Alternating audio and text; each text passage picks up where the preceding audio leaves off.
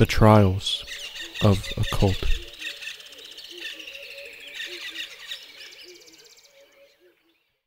Have you ever watched someone, perhaps from a car window or across the street from your apartment, and wondered how their life got to that point? Pondered the upbringing of the man on the corner who carries the sign with the messily scribbled proclamation of the end times? What was he like 10 years ago? 15? Were his parents kind and loving, or manipulative and abusive? How did he do in school? Was he even given such an opportunity? What is his story? How did it start, and how will it end? I like to imagine that I am that man to many people, and I have my story. So here it is. The clothes upon my back are dirty and likely smell. I couldn't tell you in terms of absolutes as one adapts to their own scent. My net worth sits at around 120 euros, all of which I'd have to pay someone to take my rusted out Volkswagen T3, the hull of which holds the entirety of my living arrangement. My kitchen? A propane-fueled campfire burner, which doubles as my heat source during the cold months. However, the van is only my home periodically. The rest is spent nestled under the blanket of stars, surrounded by nothing but dense forest. I am most comfortable miles from humanity, alone with my thoughts that become clustered in the light-polluted cities. Slovakia is a beautiful country for that. There is more than enough natural land to live off of. Because of this, I've been called many names: hermit, outcast, leech, recluse, freak, anything really, except for my actual name. I don't blame them for that. I'm unsure if there's a single person alive who knows it. The ghosts of my past are exactly that. Ghosts. Only memories that dwell in my mind, with nobody to share the burden with. The world ended for the man I used to be nearly 15 years ago, when my wife was killed. My wife was a benevolent presence. Someone with an unshakable moral compass and a resolve to back it up. Her kindness and generosity netted her quality friends, which is why I was not shocked when they surprised her with an all-expenses-paid trip to Vienna. She had been there once as a child, and often recalled the joy she had within Prater Park as one of the last fond memories shared with her parents, who passed shortly thereafter. It was her dream to go back, but we never had enough, I always said. I can recall the exact words I spoke when we argued. Maybe next year, once we're more financially secure. I hate the man that spoke those words, as maybe if it was him who took her, perhaps things would have turned out differently. Perhaps I wouldn't be wasting my days away, drifting aimlessly around Central Europe like the final surviving board of a shipwreck. I had to work the day they left. The image of her waving out the car window as they drove off is seared into my memory, branding my mind with one last image. I was to receive a call when they got there, and never did. I'm told it was a group of teenagers in a BMW, going 140 kilometers an hour, all of whom shared my wife's fate. I quit my job shortly after that, cut contact with a few friends I had. It would surprise you how quickly people will give up on you. The match burns quickly for inconveniences. I then bought a van and just drove until I couldn't afford to drive any longer. I was too prideful to rely on others to survive, and my wife had impacted me too much to steal. So I took to the forest and lived off the land. Some may call me a poacher, but if someone does not dwell in society, does that society's norms apply to them? You could make a case for both, I suppose, but I survive, and I care little to argue semantics. So now I live like this, unable to enjoy the spoils of modern life, but immune to the pain that accompanies it, and is the explanation to my current whereabouts, miles from humanity, in the Slovakian, or even perhaps Polish forest. The geographical borders matter to me as much as a song to a deaf man. The air is cold this morning. It feels as though the first stages of fall are settling in. The sound of the violent yet tranquil river I'm set up next to entices sleep to return. The embers of last night's fire release faint wisps of smoke. I set out my platter for breakfast, an appetizing assortment of wild berries, hazelnuts, and dried meat. Pulling my compass from my waterproof leather jacket and flipping it open, I wince as the cold metal tinges my skin and matches my stare as I glance up at the photo of my wife, angelic as ever. I set aside my nostalgia and face the sun-peaked horizon. As long as I continue south, I'll hit a railroad track. After that, it's as simple as following that east to the junction city that contains the van. I might be a bit early, but it's better than getting caught out here when it dips below -10. Not even a roaring fire can hold a comfortable temperature when battling freezing wind. Depending solely on my judgment, it feels like I'm still a good few days from the tracks. As I move forward, it's possible that my footsteps may mark both the initial and final imprints found in the remote terrain, at least since humanity embraced the cushy sedentary lifestyle. I pack the few things that I have set out, shoving them unceremoniously into the rucksack on the ground. I fill my canteen with the frigid river water, then orient south, following the ivory side of the compass needle. The towering spruce and fir trees flank the deer path as I maneuver through the thick brush. The cloudless sky to the south stretches endlessly, allowing for a perpetual warmth to comfort my journey. Yet, as I glance eastward, I'm caught off guard by a small but consistent smoke billowing into the sky. It's not unthinkable to believe a natural wildfire could start. Contrary to the belief of some, wildfires are a natural and integral component of an ecosystem. Oddly, though, the smoke has a silver hue, atypical from the charcoal-tinged smoke normally produced by wildfires. Growing up with Inspector Huss, who could be best described as the Slovakian Sherlock Holmes, has made me susceptible to a good mystery. Unable to resist the temptation, I find myself veering off the path and towards the darkened splotch in the sky. As I push through the irritatingly thick brush, I'm surprised to see the smoke remain stagnant. My eyes are so focused on it that a branch slips past my hand, snapping back and whipping my face. I recoil and involuntarily grab at the now reddening line on my face. A crow overhead mocks me with its tauntful caw. As I rise to my feet, I notice something off about the tree. About a foot off the ground, the bark has been carved into. A sigil has been meticulously engraved into the tree. It's a circle, outlined with another. In between the circles, and spaced equally apart, were the letters L, S, H, E, and Y. The inside of the inner ring held 3 images. One was what looked to be a snail shell, with one continuous line looping inward.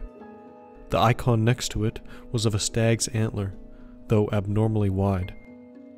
The third and final was a simple cross, not unsimilar to the decorative piece millions wear around the neck. As I shakily rise to my feet, I realized that many of these trees had similar engravings with the matching insignia. Had I miscalculated how far I had walked? Despite my 15-year tenure, it was likely that I hadn't seen everything this forest had to offer. Surely some nooks and crannies had remained obscured, but an entire pocket of civilization? I felt suddenly lost. The bush and trees around me seemed alien. For the first time, it feels like the woods around me are intimidating and uncomfortable. The eerie feeling I have towards the symbols placed recurrently on each tree is overpowered by my sudden feeling of anxious disorientation. I push onward, in the hopes of now catching a ride back to the city, hopeful I have not meandered so far that they no longer speak Hungarian or Slovak. The signs of human intervention increase with each step. Tree stumps with piles of nearby sawdust, footprints, and unsettlingly, animal traps litter the environment. Finally, after maneuvering through the dense bush, I emerge into a clearing. I'm surprised at the daintiness of the village. It consists of only 14 log cabins, which appeared unnervingly identical to one another, the facades of each facing one another. The only building that did not conform to the uniformity of the village was the one at the end. It was a larger building, reminiscent of a town hall or church. As I observe the village from the tree line, I feel a sense of awkwardness, as if I'm trespassing, which I suppose I am. I wait a few indecisive moments before hesitantly stepping into the clearing. I feign confidence as I march forward, feeling it most respectful to knock upon the largest building's door, as the rest seem residential. Hesitating before my knuckles meet the unrefined pine door, I place my ear up to it. No sound came from the other side of the door at first. Only my other ear absorbs the ambiance of nature through the blowing wind and chirping birds. However, after a moment of focus, and a brief interlude from the wind, I faintly hear a murmuring coming from within. It sounded like a group prayer, with periodic instances of angry muttering. "Hello!" A voice comes from behind, interrupting my thought. I turn around quickly to face a young woman, whose acne inclines me to believe that she's in her early 20s. She wears a long silk chemise which cascades down just below her knees. Her ocean blue eyes stare through me. "Hi," I mutter sheepishly. It feels like speech is a foreign art to me, and I'm slightly taken aback at how quickly I've regained the skill. There is a moment of unease as neither of us speak. She then steps forward suddenly.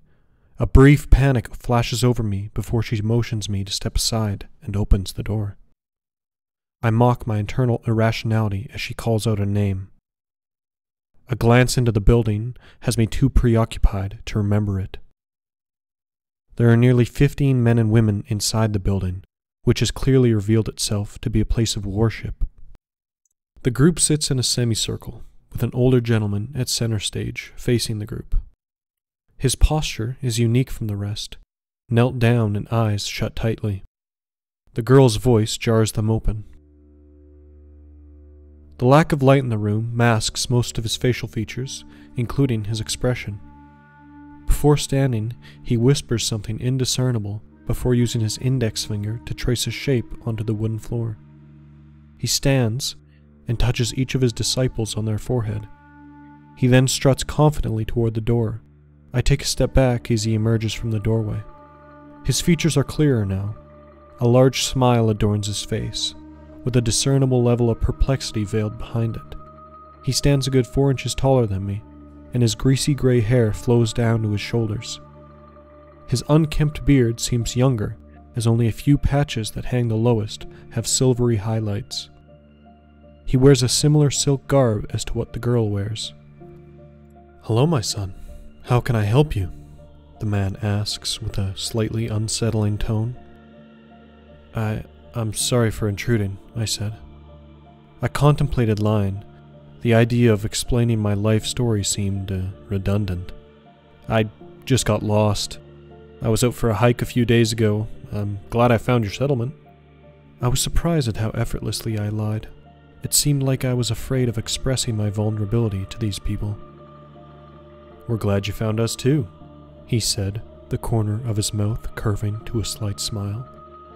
"Right, if it wouldn't be too much trouble, I would really appreciate a ride to Banska," I said.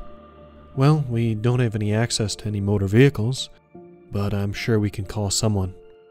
He glanced up at the sky after saying these words. "Though I'm not sure they'll be here before sunset. In the meanwhile, would you like to join us for a prayer and tea?" I delayed his offer, glancing at the people within the building, who had still not stood up. The girl who found me originally had sat down beside them in the same position. I looked back into the forest.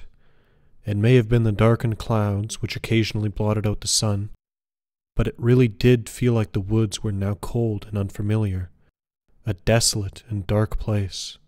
The tall fir and spruce trees casted long shadows into the clearing, appearing almost as teeth, beckoning me into the belly of the wilderness. My limited options, therefore, were laid out in front of me. I could join the unnerving gray-haired man and his, at best, esoteric followers, or return to a now painfully unfamiliar woods and try to regain my bearings. The decision was obvious. I couldn't let my cynicism scrutinize the first people I encountered. Of course I'd be delighted. Thank you, I said, relenting a smile. Perfect, perfect. Oh, and where are my manners? My name is Tomas. Samuel, I respond. Ah, well, very good to meet you, Samuel. I'm relieved you were sent to us, he said, grasping my hand tightly. I couldn't help but raise my eyebrows at his words. Sent to us. Sent implied a certain level of purpose. Fortunately, he failed to notice as he waved over another man. Go use our telephone. His tone when he says these words was odd, and the brief look the man returned seemed equally mystified before he nodded and walked off. Catherine, please get the pot on the boil, and I'll prepare the prayer circle, he spoke giddily. I was then left alone as Tomas hurried off.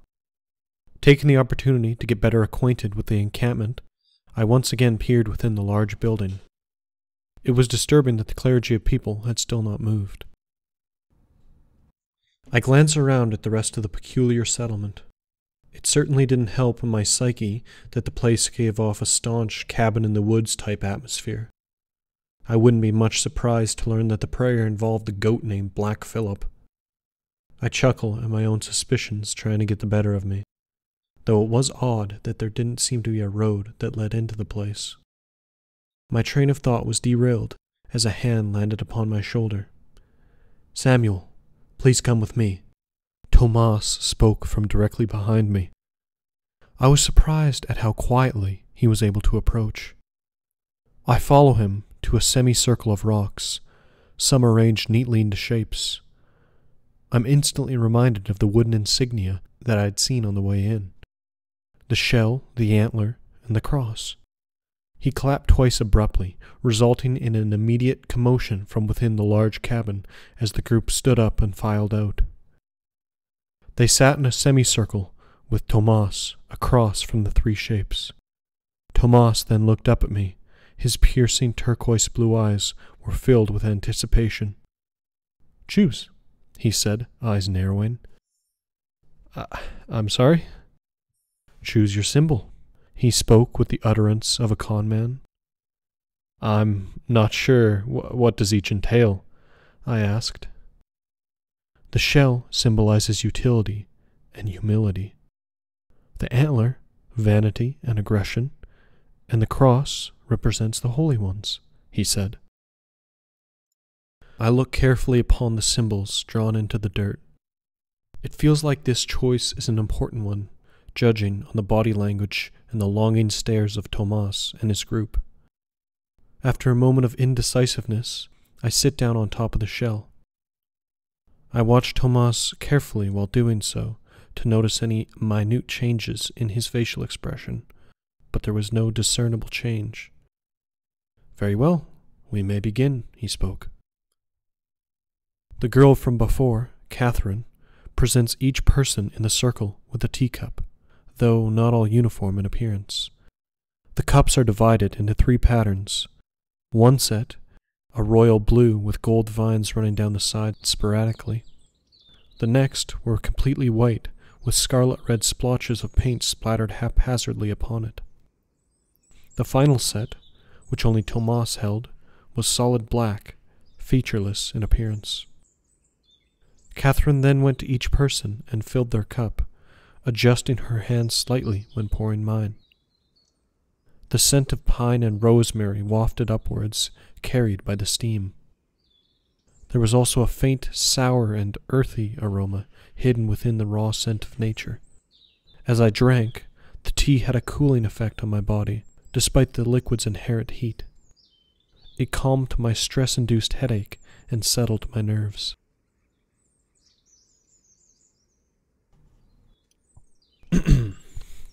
So, why live out here? I ask, breaking the momentary silence. Tomas's eyes raise to meet mine as he sips from his ebon cup. We were all brought out here to meet with gods, he said, as he placed his cup onto his saucer. Oh, and have you met him? I asked sarcastically. Yes, he responded, without an ounce of humor in his tone. The gods hide away from the incandescent cities and their constant domes of artificial light. They dwell in the darkness of shadows. We, unfortunately, are indoctrinated from a young age the heretical belief that evil lies within darkness, and instead we follow the puritanical traditions of the powerful, who instruct us to stay together, to be reliant on the sanctimonious illuminations of neon twisted into words like bars, casinos, and brothels. We need not master those things when the benevolent gods give us sun, rain, and air. How desperate your need to be purified must be to be out here. Your yearning to be cleansed of the perpetual filth of civilization has brought you to us. You will learn to love the natural order, son, for once you peer into the chasm of natural life, you will never be able to return. There was a stunned silence for a moment before I attempted to speak, but the words couldn't seem to formulate. My eyes dart to each person and finally land at Tomas, who calmly sips at his tea. My mind struggles to construct a getaway plan. I analyze the village landscape, desperate to find the nearest avenue of escape, when I notice something that I hadn't before, or more accurately, the lack of something. There were no telephone poles, no cell towers, no way for anyone to use a wireless device to call anywhere. I try and find my footing, but my legs feel paralyzed. It feels as though the connection between my body and brain had short-circuited, leaving me powerless over my own body. The last sentinel of my body to fall is my eyes, which slowly begin to dim. I glance one last time at Tomas, who is completely apathetic to the situation. "You'll learn," he says as the world fades to dark. You'll learn. The final words of Tomas echoes around my mind as my eyes slowly open. I stare upwards into the sky. A cobweb of branches litters the view, sprouted up by trees surrounding me. A thistle pokes at my exposed back as I was now only clothed in a silk robe. The ambiance of birdsong and the breeze give a false sense of serenity. My mind had cleared somewhat, though the groggy feeling that accompanied the tea still lingered. Testing my mobility by attempting to curl my fingers resulted in a prompt response as my hand gathered into a fist. I sat upright quicker than I anticipated, free from the familiar weight of my hiking pack. I was surrounded on all sides by fir and spruce trees, some only identifiable based on their bark, as it seemed that 1 in every 5 trees were dead, dried out and rotten. I rise unsteadily to my feet. My attempt to lean upon one of the dead trees almost costs me as it tips over, cracking and ripping as it does so. The birdsong continues constantly. It seems to start and end on the same notes, almost as if in a loop. Through the omnipresent melody, I can hear another sound, a violent rustling, coming from the brush only a few meters from me. I move over slowly, my legs still feeling alien and discombobulated. I pass through the bush to reveal the source of the sound. It's a stag, its legs and neck tied tightly to the ground. It bucks even more aggressively as it watches me approach, its intense efforts causing it to snort and whimper. Its auburn eyes, which adorn long lashes, gleam with fear as it watches me. The sun hangs high over my back shoulder, casting a reflective glint off an object nestled in the grass. Grasping it by its handle, I pull the rest of it out of the dirt. The long blade of a hunting knife glimmers once exposed to the sun. I look back upon the stag, which has calmed itself somewhat as my motions have gradually subsided. Perhaps he'd only exhausted himself. The soulful eyes that stare upward gave little inclination to either possibility.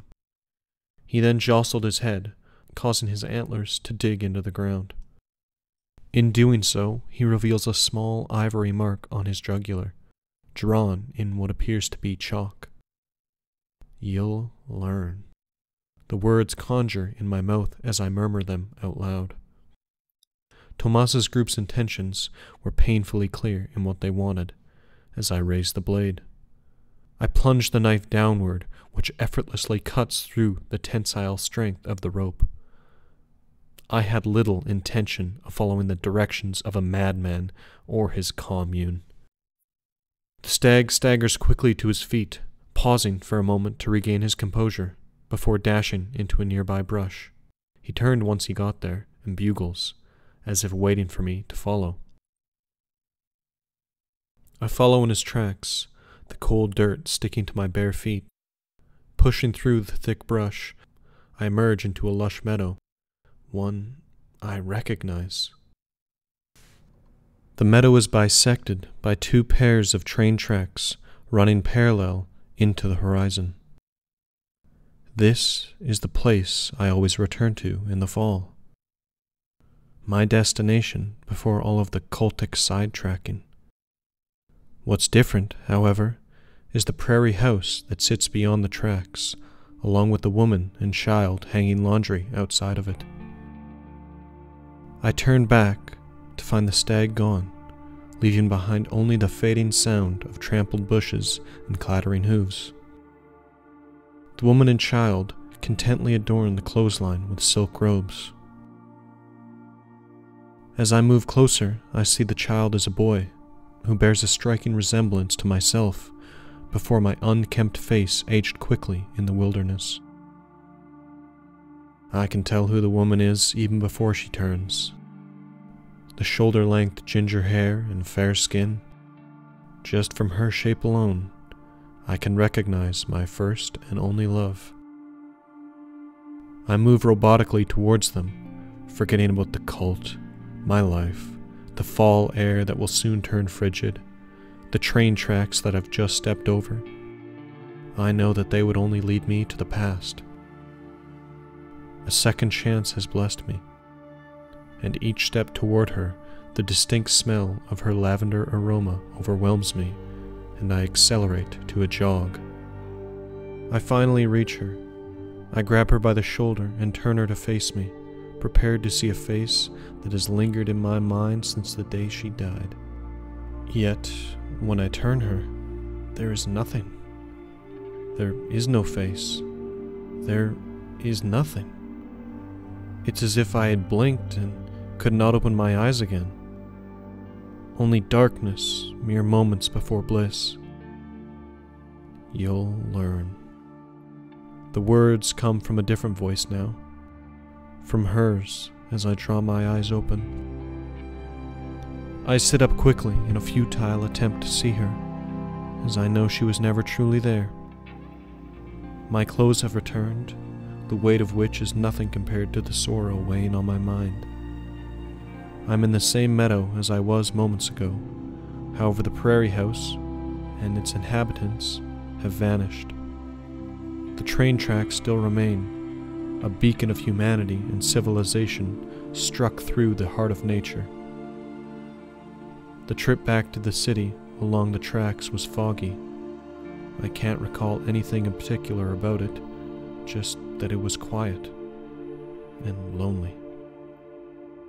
When I eventually stepped upon the city's pavement and unpacked my few belongings, I noticed a small snail shell nestled in the very bottom of my bag. I still return every summer, always in search of Tomas and his people, but it feels destined that I will never see them again. Perhaps I should have gone to the authorities, warned people about the cult in the woods. I decided against that, however, as if one walks that far out into the forest, perhaps without even knowing, they yearn for only what Tomas can provide: perspective. And even if I did try to convince anyone, who would believe a man such as me, the man on the corner whom you judge?